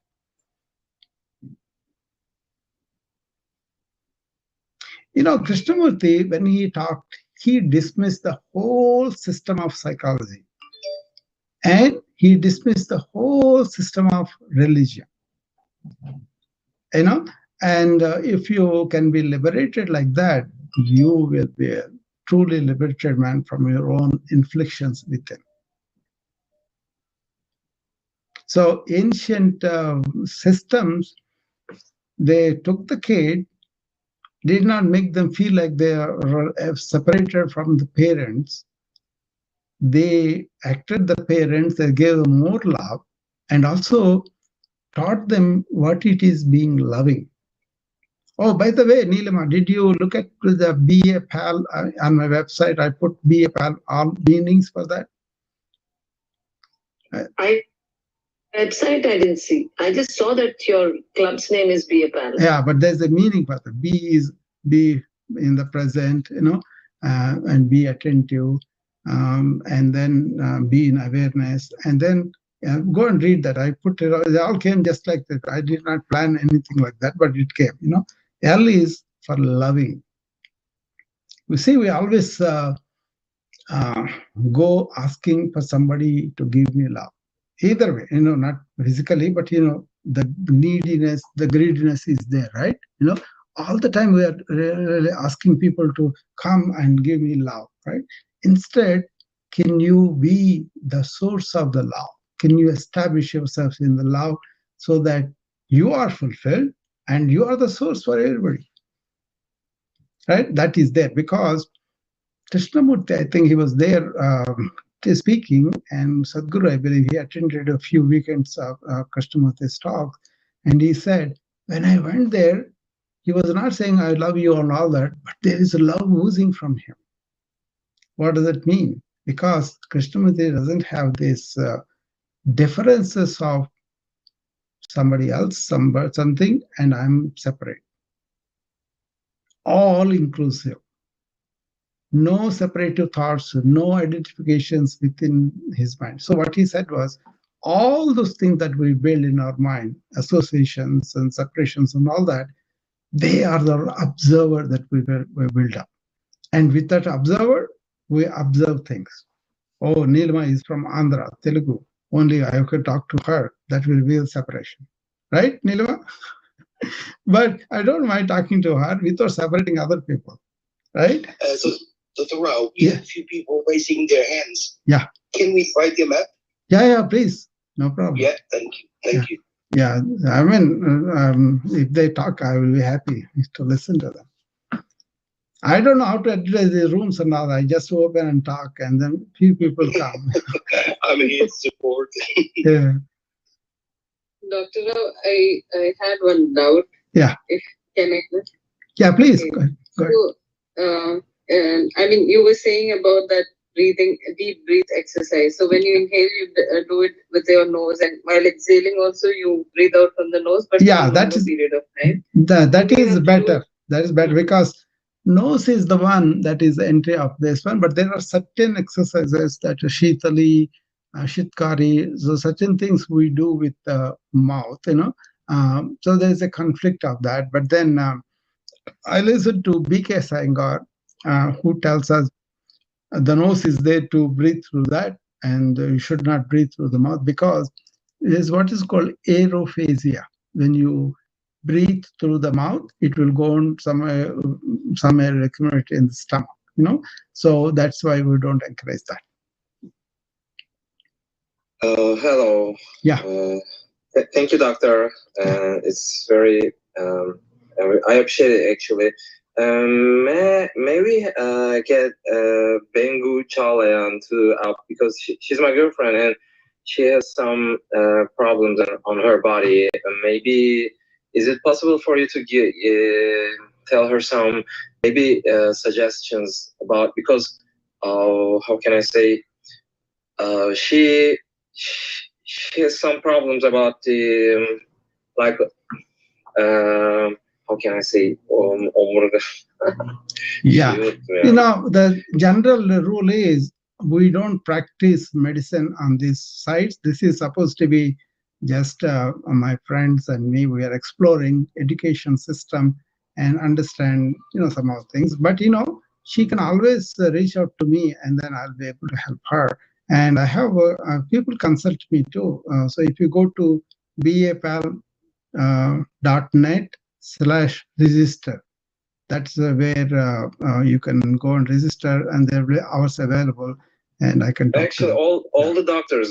She went to say she needs surgery, and as soon as it's possible that she has a neck hernia. Yeah, I'm like a steroids on mind-body medicine. So, so you're talking to the right person, and I can really help. Yeah, this is why I call her, and she's here, Yeah, we can briefly talk, but I cannot give any suggestions. But I can introduce to her, and then she can meet me. Yeah.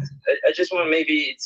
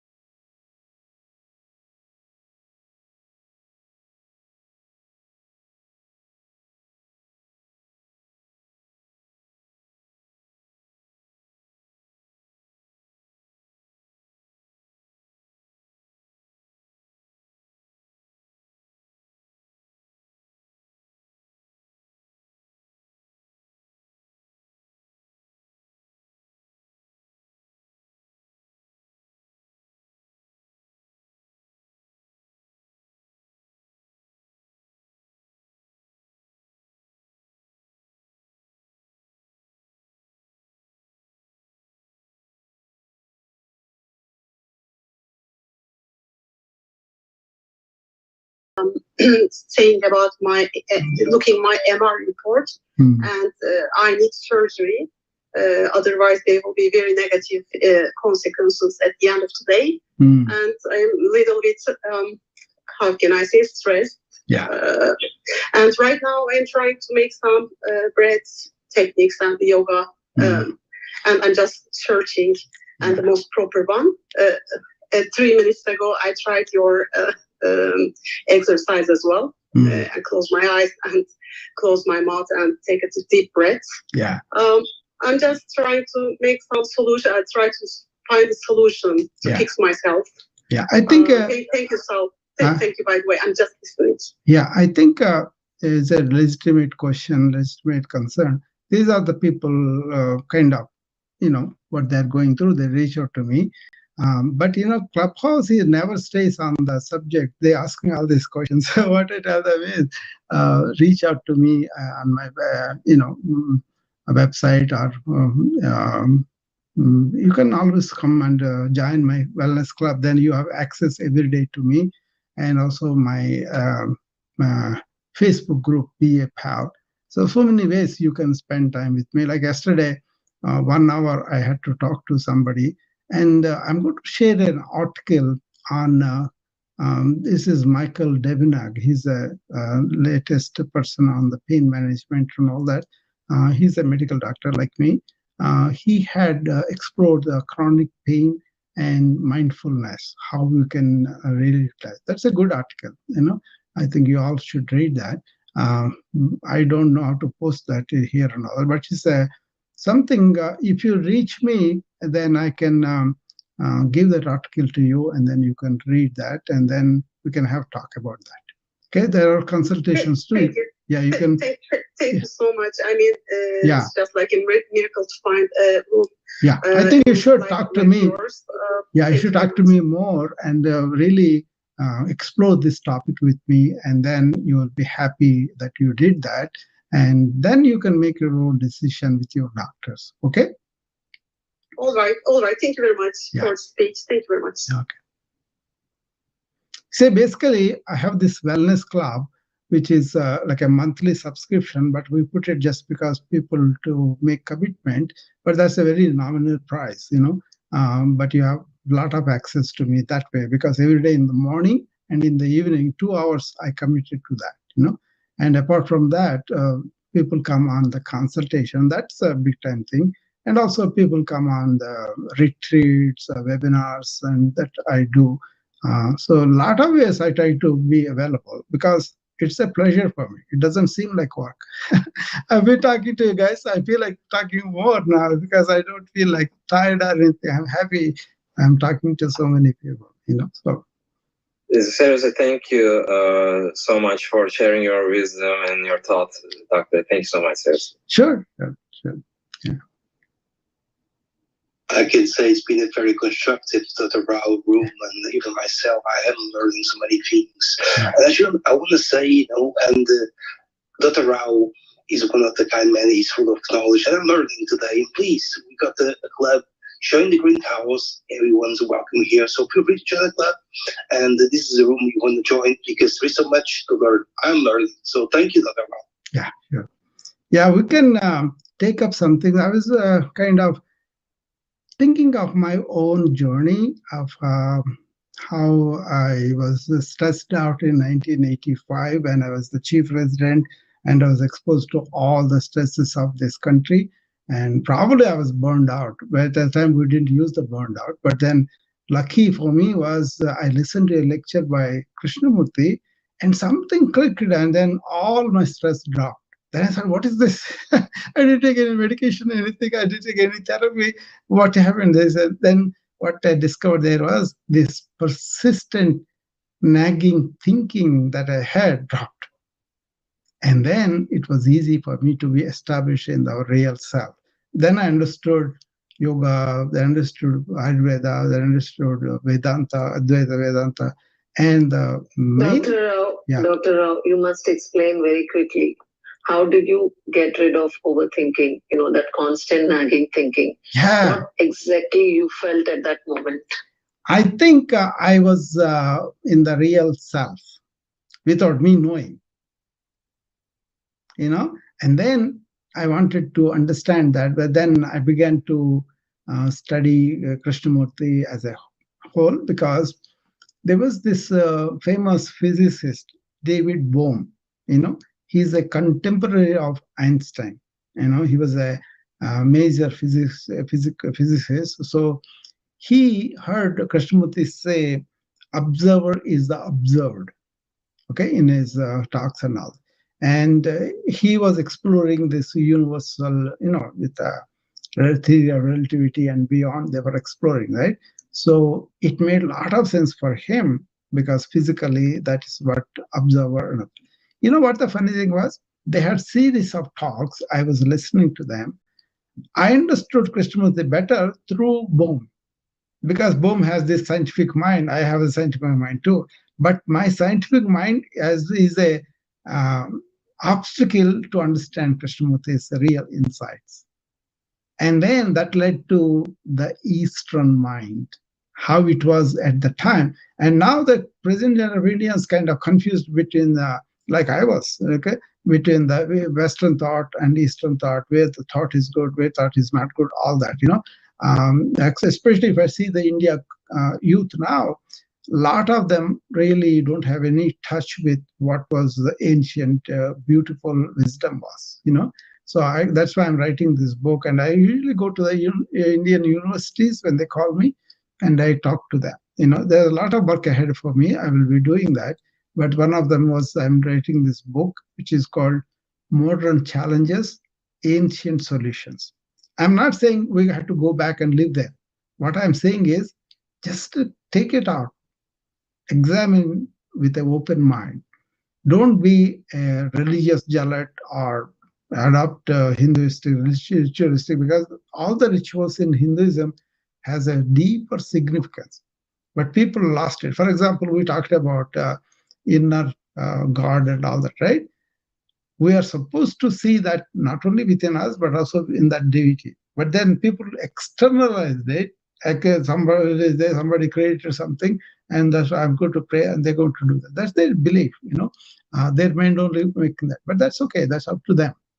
But bhakti yoga as a way to make your thought go down and really give the surrender and all that. But that's there. But for me, understanding that through Krishnamurti broke the shackles with religion, country. That's why I say I'm a world citizen. That is the truth. We are all on only one earth, right? We kind of divide ourselves with identifying these geographies and all that, so many divisions we put there. Krishnamurti broke those divisions for me, and as I said, you don't follow Krishnamurti. You have to explore things with Krishnamurti. That is the difficult. A lot of people don't want to leave their own whatever limited thought that they have, and they want to understand everything through that. So they say this term, we are resonating with me. You are thinking the same thing. We both have this same kind of mindset. It's all nonsense, because we all have only consciousness out of that thought and body. But then we get stuck up in the thought, and we think that is us. That's the limitation. Okay, Krishnamurti breaks those limitations not by his instruction, by making you go and break them yourself, right? And that's all this I understood because I was not somebody who is going to leave it, because I did not take any medication. I did not, nobody is there. Krishnamurti is tape I was watching. Actually, it happened on there's a place called Oasis in Chicago on the Lake Michigan, so it kind of puts into the lake, a beautiful small house. And they put like Oasis because all these philosophical, spiritual talks are not there, So they kind of do that all the time, So that is where my friend took me, because we were talking about Vivekananda. I was only 27 years, I think, at the time. So he was late 50s, maybe. He was very impressed because I got the grasp of Vivekananda, what he was talking about. And so he said, how could you know these things? And you're 27. I said, I took interest, and then that appealed to me. As a 10-year-old boy, I used to go to Tales of Collage, which is at the end of the road, and I used to read Bhavan's journal and all that. Vivekananda also was there, right? So it was, nobody told me. I just went and studied that, So that appealed to me very much. Gandhi, big deal for me, Gandhi. And reading all those people really helped, I think. But then they all confined to the thought. Ramana, Krishnamurti are the two that are beyond thought. Ancient Upanishads, Vedas beyond thought. Bhagavad Gita beyond thought. So once you see that clearly, I don't think that's a big deal. Mr. Dr. Rao, would you like me to ask the audience if there's any questions? Yeah, fine. Hello, Camber. Do you have any questions for Dr. Rao? First of all, thank you so very much, Mr. Michael, for asking me, and with you, Miss Nilima, Miss Renju, and nice to meet Mr. Saul and Miss Pingu, and everyone in the audience. I'm an old student, like long-time student of Dr. Rao, since I joined Clubhouse long time ago, and I've always learned so many things. And he has expertise in so many things, and so proud to be a student. Although he belongs to India, I belong to Pakistan, and we love each other as a teacher and a student. And thank you for introducing to Mr. Sri Krishna Murthy Sahab, because I heard his name for the very first time right here, right now, sir. And Dr. Rao Sahab, so I want to say Dhanyavad, cheers, Jazakallah, thank you to you for that. And it reminds me of because I can only talk what I know. So it reminds me of our last prophet, Hazrat Muhammad Sallallahu Alaihi Wasallam, when he came to this world. He also educated the world like before him in that area.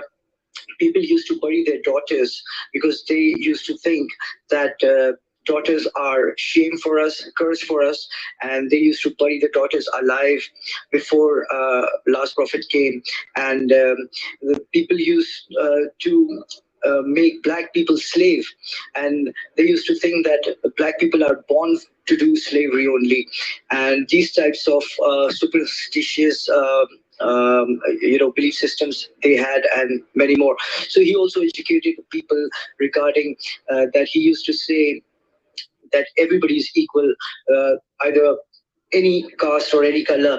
It is just only for our identification, not that people are superior to each other or inferior to each other.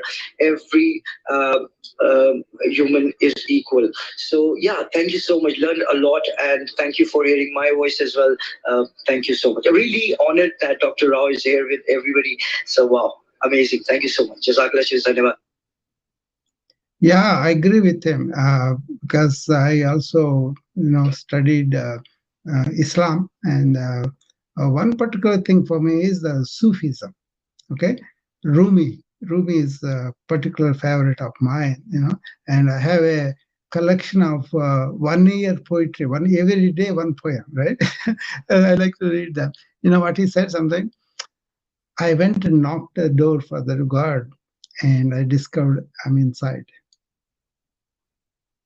That means don't look for God outside, it's already within you. The same thing. Okay, so this is the thing. You see, he may be from Pakistan, but I don't have any division at all. For example, this helps me with my patients. So somebody comes in the United States, all sorts of people are there, right? So everybody comes from different countries, different cultures. Actually, we enjoy them, but when they come, I kind of have this habit of actually encourage my Advaita friends. What it is wear like a Superman eyes, where you can see the hidden soul. Your progress, your focus is on that. That means all other filters fall off. You're a male or female, black or white, or what Chinese, Pakistan, whatever it is. All those political movements and all those things are there, but I'm not attached to them. I can see them. I know what is going on with Ukraine and everything, but then I don't have the division, because if you cultivate this kind of thing, one of the simple things that helps me to do that, namaste. When you put namaste, actually, it's a Anjali. That means both left and right are at the heart center, Anahata center, right? That heart center, both hands are coming together, means right side and left side. Yang and Yang and Yin both are connected. And then you are with your soul prostrating to the soul in front of it. It could be Michael, it could be Neil, or anybody, right? Then Michael's name is there. He is a male, but he still is what he is. That is the soul. Once you have that eye, try to do that. Identify people like that. See how much relief you have. Then it doesn't matter. You come from Pakistan, you come from India. It doesn't matter. This is a very practical thing to me, not like something extraordinary. You remember, we talked about praptasya prapti, nivrittasya nivritti. So you get what you are, praptasya prapti. You will lose what you are not. That is all these labels. And that's a very big freedom. Your spirit, everything becomes very light. All these divisions are gone. And this is going to be in my book under the chapter of wars. Why we are having so many wars, why we are not able to do anything about it. I will tell you a story here. I think it will be interesting for you. This was the time when Mahatma Gandhi was assassinated, right? The whole nation was in shock and upset and all that, right? Then Krishnamurti had a group of people following him for 20, 30 years, and because they want him to enlighten them and all that. They want to explore, they want to be near him and all that. So that kind of people. So they all were very upset. They gathered together. Maybe he will tell us something that will give us relief to our grieving minds. Then Krishnamurti said, when they asked him, you're all responsible for that. Then they said, why? Why are we responsible? We are not there. Somebody else came to. Then he said, if you identify that I'm a Muslim or I'm a Hindu or I'm a Indian or something else, then you are contributing to the division through your identification, and you are contributing to the possibility of war. You see, that's where our inner divisions have to be left alone.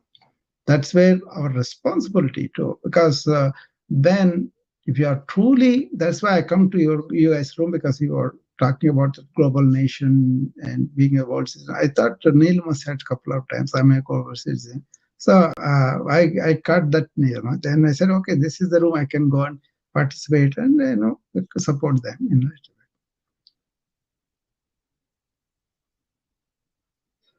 Thank you, Dr. Rao, and everybody. Ms. Nilima, you were about to unmute your mic. Sorry, I interrupted. No problem. I just wanted to tell Mr. Rao that I was a child when I used to go to my uncle's place, and we used to gather there for festivals. And I used to see Krishnamurti's, lectures going on in one corner. There was a house, and there used to be a lot of footwear outside. And I used to wonder what is happening inside. I was very curious. I always used to peep in, and then they used to say, J. Krishnamurti's lectures are going on. And that's the first time I heard his name when I was a child. That's what I wanted to share, Kambar. Nothing much. Wow, beautiful share. And can I share? Sorry, please, Doctor. The Krishnamurti phenomenon also, I come from Andhra, like Neelam also, and he was having a school in Madanapalli, which is, I went and visited there, for those people who are interested in education, I don't know whether you know about this book. There's a small book Krishnamurti wrote on education system, the change and all that, and that's a guidance to his schools, what they should be following and all that, right? So you can, that name of the book is Education and the Significance of Life. Okay, I have the whole collection of a lot of Krishnamurti's books, but this is something, a small book, but he talks about why the education, what are you educating for is the question. And then how is the administration, how is the teacher, will the teacher come and say, I have this book, I read this, lessons I'm going to teach you, or will he teach while he's learning and he's making the kids learn too? That means exploring. That's an important aspect, I think. I think that's one thing happened with on the high school is my headmaster. He's the only one. Nobody else did that. Everybody else came and say, okay, today we are studying this lesson, and then they explain everything, and they say, and they test us in that. Okay, but he is the only one who told us, today we're going to start this process. I'm going to give you this lesson. I'm not going to explain anything to you. You just go and read that. Tomorrow you come and we will discuss that. So we were forced to pay attention to what the author was saying, what is he saying, why he's saying. I have to gather all of that. What it is it's a satsang type of learning in ancient wisdom. Okay, what it is suppose Michael, Neelaman, and we all gather together, and I just say, I'm going to pose a question to you. Don't refer to anything knowledge, any of the knowledge, like I said, Krishnamurti, none of that. Let your mind answer that question. That means your own intelligence respond. That's where you really bring in the universal intelligence also. Okay. Otherwise, we are going to be confined to the rigmarole of conditioned thought, repeating the same thing, everything, and all that. But you are not exploring. Okay. So that happened, and that exploration is called satsang, right? And then this is also Socratic thinking. Socrates said, all I know is that I don't know. So ancient Indians also, they want to come from that I don't know. Not knowing is a bigger thing, they said, than knowing a few facts, right? Then, so there's so much similarity in the ancient Rome and ancient India, ancient Egypt, so many countries, right? Sufis, for example, they are like that too. So I really love the Sufism. It's a branch of the Islam. Islam was, you say, for example, Ramakrishna Paramahansa, he's a devout Kali Bhakta, he's a devout Hindu, right? But what he did was, he left some things for months and then just became a Muslim and did all the rituals, everything like a Muslim. And he said, later on, he did Christian, he did other things too. And then he said, Ekam Sat, everybody will reach the same point. So why are you separating, killing each other when we are doing the same thing with different names? And why do you have to name them? I don't have to say Hinduism to say something about the Upanishad. I don't have to say Christian to go to I am that I am from Bible. I don't have to say anything about Muslims. They said everything is one. Say how they pray. They don't have a deity, but the Sarvantaryami in Hinduism also said that means that God, the energy is all over in under the Brahman. See, that was another big confusion. Is the Brahman everything there and we have to separate? No, you are the Brahman. That means Brahman is in you, outside you, in everything. That is Sarvantaryam. That means present in everything. So once we have the clarity, why do I have to create these divisions, identifying by these limited thoughts? That is what Krishnamurti was unhappy about and then pointed that out. And it is for us to really examine that, is that true or not? Wow, Dr. Rao, thank you so much for sharing that. I just would like to reset the room very quick and welcome to Dr. Rao Biapao. And today's topic is about the education system, modern and ancient. What a great topic. I'm excited, I'm learning, and it's always honor to be around Dr. Rao because sometimes I feel like Dr. Rao, a library, there is so much to learn. And I just want to welcome Madeleine, Raj, Ancient, Portugal, Antonio, apologize. Lisa, Dash, if you have any questions, please raise your hand and Dr. Rao is here. And yeah, he's ready to take some questions if you'd like to. Thank you. Back to you, Mr. Rao. Yeah. You know, one thing I want to point out is just for the exercise, will you do that 1 minute every hour from tomorrow? 1 hour breathing, whatever rooms you are in. Yeah, that is good. You know, and tell me after a week, you know, so how does it feel? Okay.